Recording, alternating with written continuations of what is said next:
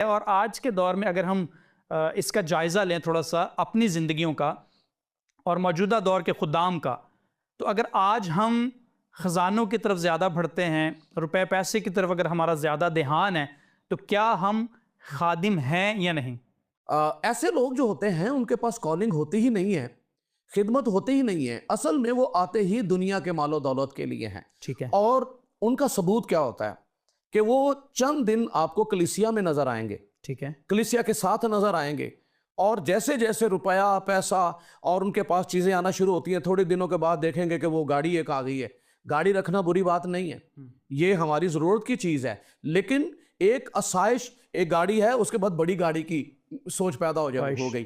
फिर उसके बाद इलाके से ही, छोटे इलाके में रहता है, फिर वो वहां से शिफ्ट ही हो जाता है। वो अपनी कलीसिया के साथ भी रहना उसको पसंद नहीं होता, वो किसी और अच्छे इलाके में शिफ्ट होना उसका जो है वो उसकी कोशिश होती है कि मैं वहां शिफ्ट हो जाऊं। अब यहाँ तो ये रहना, ये अजीब सा तौर तरीका है लोगों का, रहन सहन, ये तो बड़ा छोटे लोग हैं, गरीब लोग हैं। फिर उसकी सोच बदलना शुरू हो जाती है।